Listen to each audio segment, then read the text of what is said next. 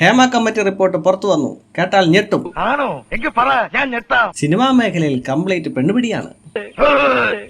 ഇതാണ് ഈ റിപ്പോർട്ട് പുറത്തു വന്നപ്പോൾ വന്ന വാർത്തകളൊക്കെ കണ്ടപ്പോൾ എനിക്ക് തോന്നിയ ഒരു വികാരം.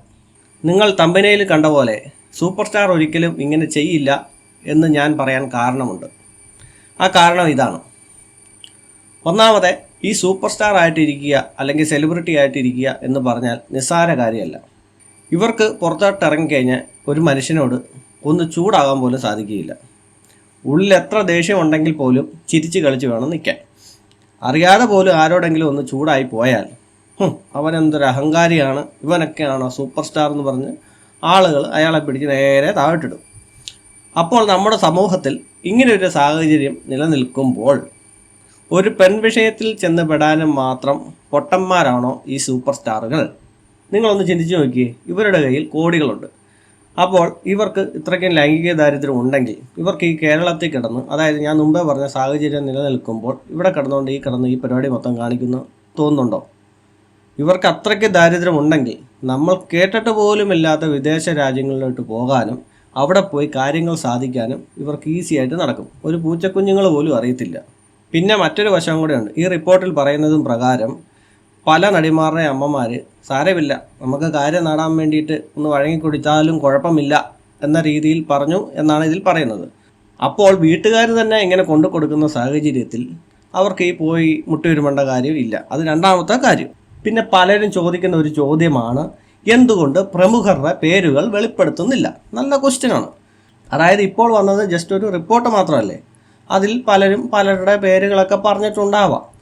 ഇവരിങ്ങനെ വാക്കാൽ ഒരു കാര്യം പറഞ്ഞെന്നും പറഞ്ഞ് ഒരാളുടെ പേര് പുറത്ത് വിട്ട് കഴിഞ്ഞാൽ നാളെ ഇവരിത് തെറ്റ് ചെയ്തില്ല എന്ന് തെളിഞ്ഞു കഴിഞ്ഞാൽ ആരെങ്കിലും അത് അറിയാനോ കേൾക്കാനോ നിൽക്കുന്നുണ്ടോ? ഇല്ല. ഉദാഹരണത്തിന് സ്ത്രീ സുരക്ഷാ നിയമം എന്ന് പറഞ്ഞാൽ ഒരുപാട് ഇപ്പോൾ ദുരുപയോഗം ചെയ്യുന്നുണ്ട് ഇല്ലേ? അതായത് ഒരു സ്ത്രീ ഒരു പുരുഷനെ നോക്കി ഇയാൾ എന്നെ പീഡിപ്പിച്ചു എന്ന് പറഞ്ഞാൽ അപ്പോഴേ കേസെടുക്കും.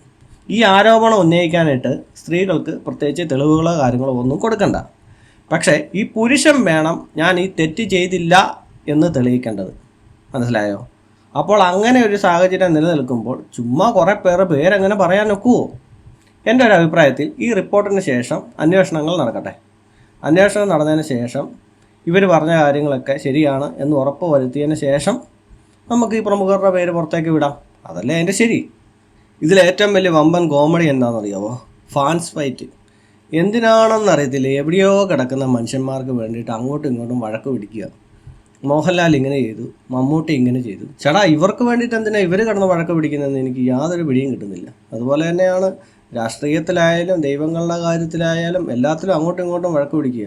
ഇവരൊന്നും പരസ്പരം പേഴ്സണലായിട്ട് അറിയത്തുപോലുമില്ല. ചുമ്മാ അങ്ങോട്ടും ഇങ്ങോട്ടും വഴക്ക് പിടിച്ചോളൂ. എന്ത് കാര്യത്തിന്? അവരവരുടെ ലൈഫ് അവർ പണിയെടുക്കുന്നു, കാശുണ്ടാക്കുന്നു, അവരടിച്ചു പൊളിക്കുന്നു. ഇതിനിടയ്ക്ക് കിടന്നിട്ട് മോഹൻലാൽ മമ്മൂറ്റി എന്നും പറഞ്ഞിട്ട് അങ്ങോട്ടും ഇങ്ങോട്ടും കിടന്ന് വഴക്ക് പിടിക്കുക. നാണയില്ലല്ലോടെ നിനക്കൊക്കെ. എന്തൊക്കെയായാലും ഈ വാർത്ത കാരണം വയനാട് എല്ലാവരും മറന്നതാണ് തോന്നുന്നത്. അതിനകത്തെ മുഖ്യമന്ത്രിയുടെ ദുരിതാശ്വാസ നിധിയും അതിനെ തുടർന്നുണ്ടായ പ്രശ്നങ്ങളും കാര്യങ്ങളും എല്ലാം ഇതോടെ തീർന്നെന്നാണ് തോന്നുന്നത്. ഇനി അടുത്ത ഒരു വാർത്ത വരുമ്പോൾ ഇത് മുങ്ങിപ്പോവും.